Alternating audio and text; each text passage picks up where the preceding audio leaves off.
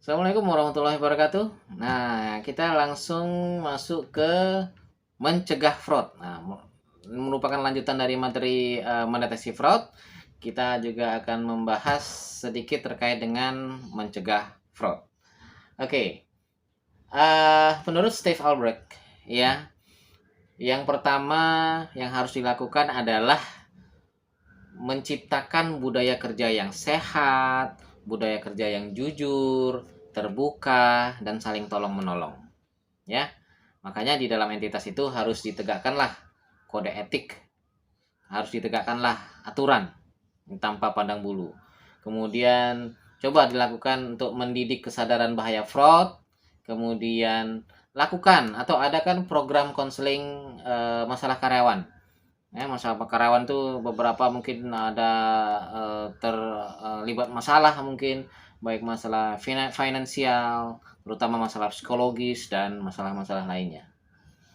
Lalu yang salah satu yang utama untuk mencegah fraud itu adalah ciptakan atau bangunlah sebuah pengendalian internal yang kuat. Oke. Nah, terkait dengan pengendalian internal itu Tuan Kota 2007 membagi secara umum ada dua pengendalian internal. Yang pertama adalah pengendalian internal aktif dan pengendalian internal pasif. Nah, pengendalian internal aktif ini ibarat sebuah barikade yang ada di depan sebuah gedung dalam bentuk pagar, ya. Nah, ini fungsinya adalah untuk mencegah fraudster masuk. Nah, kalau dalam sistem akuntansi atau dalam sebuah sistem itu bisa digambarkan misalnya dengan memberi password. Jadi dengan password orang tidak bisa masuk, tidak bisa mengakses data, tidak bisa mengakses sistem, ya, karena sudah dipagar duluan. Itu yang dikatakan dengan pengendalian intern aktif. Sementara pengendalian intern pasif itu sifatnya biasanya invisible, tidak terlihat. Artinya orang atau si pelaku fraudster ini dia tidak sadar kalau sebetulnya dia sudah diawasi atau tindakannya itu bakal ketahuan, ya. Nah, misalnya dengan melakukan customized control. Itu bisa misalnya dengan ketika ada proyek pengecatan yang harus dilakukan catnya dua kali atau dua lapis, itu memang akan sulit sekali di identifikasi ketika si kontraktor mengecat dindingnya satu kali warna hijau, lalu kemudian yang kedua cat lagi warna hijau. Nah, itu susah mengidentifikasinya. Tapi bisa diidentifikasikan dengan cara begini. Cat dulu warna hijau, setelah selesai kasih warna putih tipis, lalu kemudian cat lagi warna hijau. Nah, itu ketika ingin menguji apakah sudah dua kali dilakukan pengecatan, apakah sudah dua lapis, itu ketika dikopek, ketika ketemu ada hijau putih hijau, itu sudah dua lapis. Begitu kira-kira, ya. Atau misalnya dengan tindakan audit trails. Audit trails ini adalah pelacakan jejak sistem, misalnya melakukan jejak mutasi dalam sebuah transaksi, itu bisa diketahui dengan audit trails, ya. Ini transaksinya dari mana, kapan, ke siapa, dan seterusnya, ya. Kemudian lagi pengendalian internal aktif ini biasanya dilakukan dalam beberapa bentuk yang sudah kita kenal sehari-hari.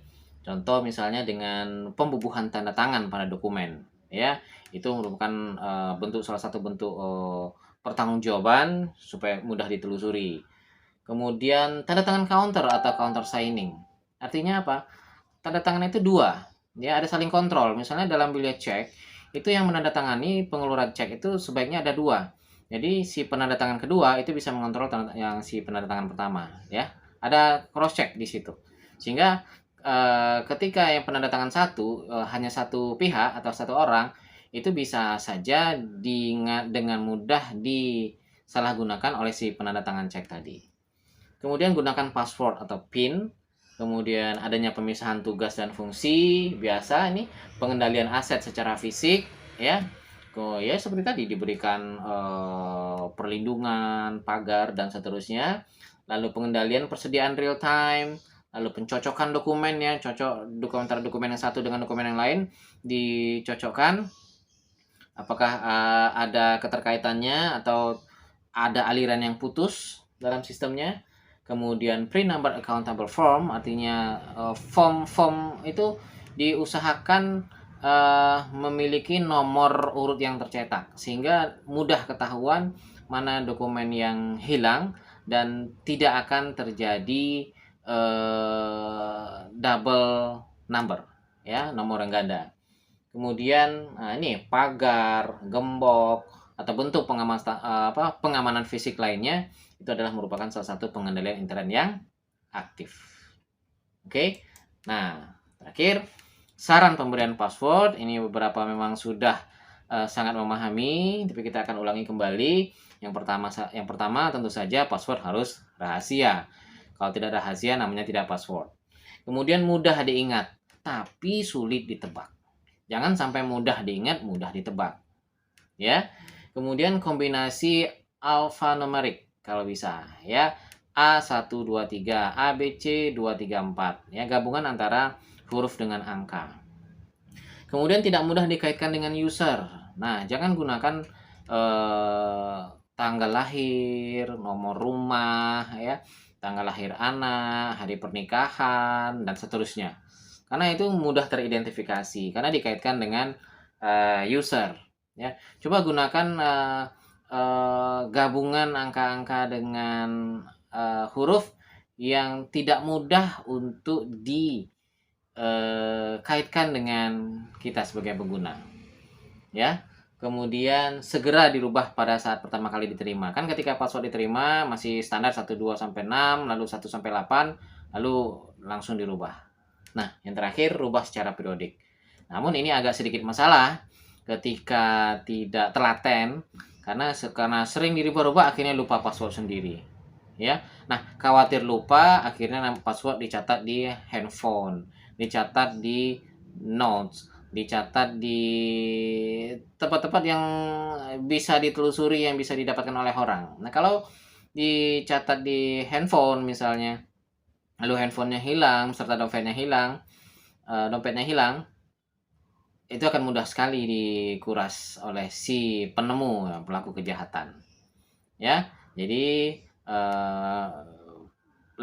lakukanlah pengendalian aktif, gunakanlah dengan bijak. Oke, demikian saja. Assalamualaikum warahmatullahi wabarakatuh.